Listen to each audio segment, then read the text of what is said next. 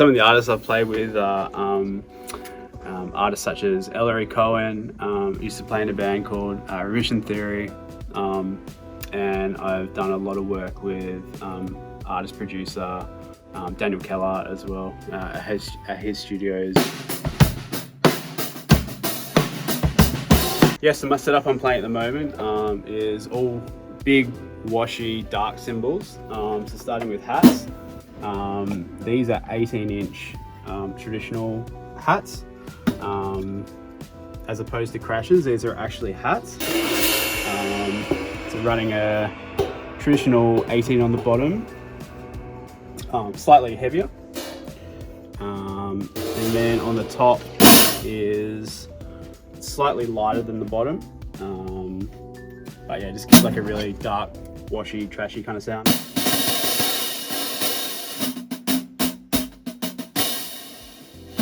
That's cool. And then moving on to the left crash, which is a 23-inch traditional crash. It's beautiful, this cymbal. It's got that butteriness, but it's also got enough definition to it and enough brightness to it as well, which is really nice. So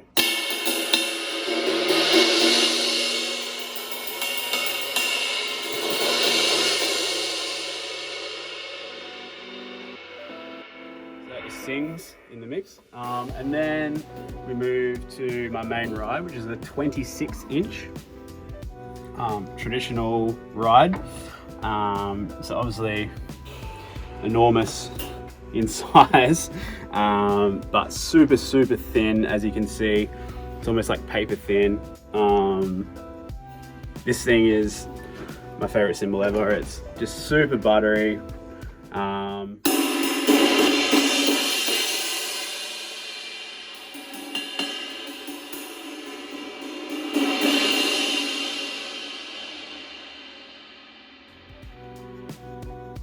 Sort of comes and goes in the mix, so it doesn't stay around for long and sort of override everything else, which is what I really like about it.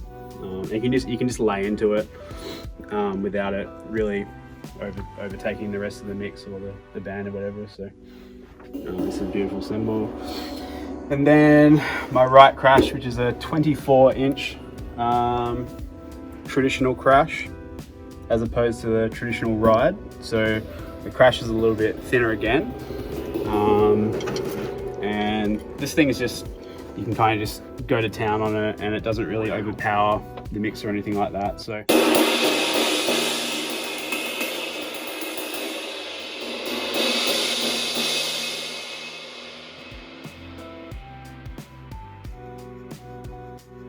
sort of comes and goes, and then yeah, isn't overpowering. So cool. And it's got a nice wobble to it as well.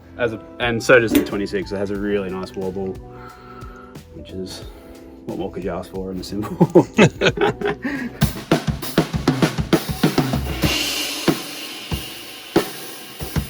Yeah, so the difference between playing in churches as opposed to just your regular pub gig or whatever is, in a church setting, you got to be really sensitive to sort of where the service is going, and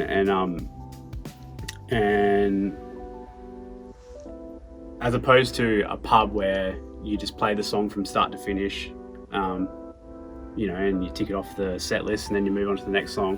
In church, you need to flow a bit more, and so yeah, they're two different things. Preparing for a Sunday, it obviously, there's a few key components. So prayer is one of them, and generally I just pray that God would use me to minister to people, that people are coming in from, you know, like a crazy week or the cares of the world, but when they come into the service, that I would illuminate the Lord through me, through my playing. So I really just pray that people would see God through me. They wouldn't see me or me playing or my ability or anything like that. So and then, because I find, like, once you're in the service, if you're not thinking about the parts or anything like that, then you're really you're free to minister. I find the less I'm thinking about the parts, the more I don't stuff up, I don't drop my sticks, and that sort of thing. So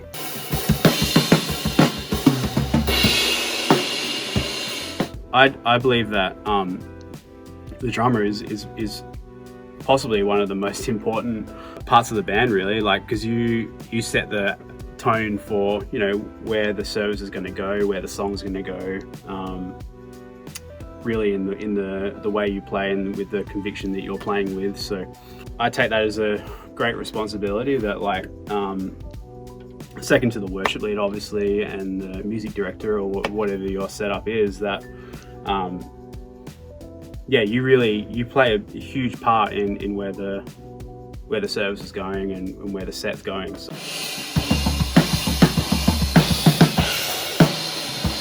meticulously learn to play with a click. Playing with the click, I find, is almost like a safety net for me. It's not like an additional annoying click in my ear. That's what keeps me right on the beat and sort of I feel safe with the click on, which is a different point of view. But so learning to play right on the click would be number one. Number two would be create relationships with your bass player, music director, and worship leaders, because the more relationship you have with them, the more you gel as a team on the stage. It's not like you're you're just randomly playing with other people. Like you actually know them off the platform and you laugh together and stuff like that. So build a relationship with your musos and your fellow band members would be number two. And then play with authority. Like don't be timid when you play. Laying into a tom and really like laying into it, like that breaks chains in people. Like God can move through you just randomly hitting into the toms and like playing with authority when you play. Like don't be timid or like holding back or anything like that.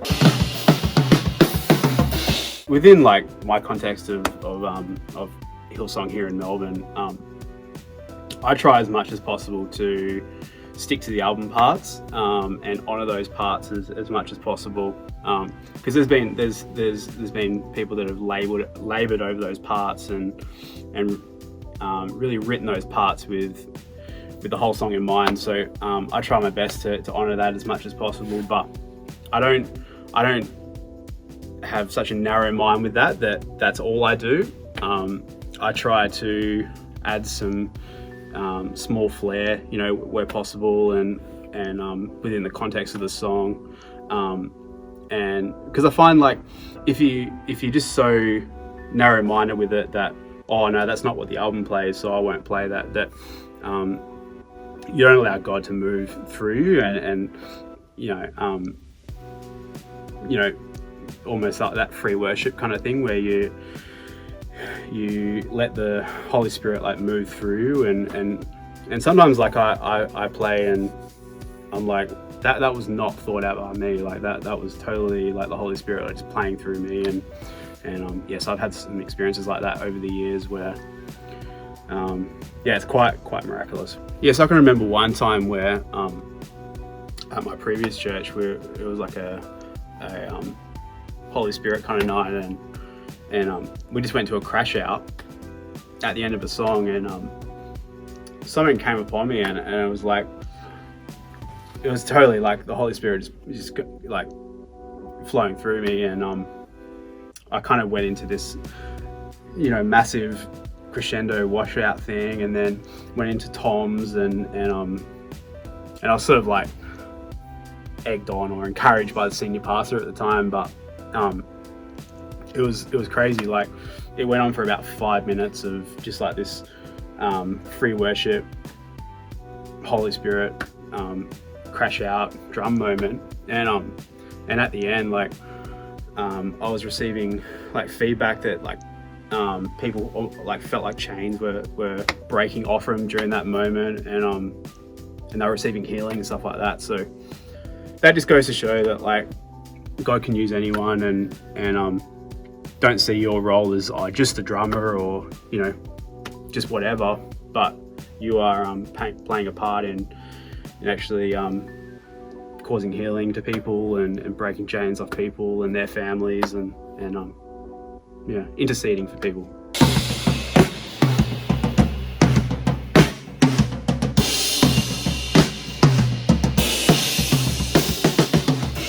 Yeah, so I kind of approach authority in that, yes, I'm like a worship leader in a way, and play such a key role being the drummer and that sort of thing. But at the end of the day, I am still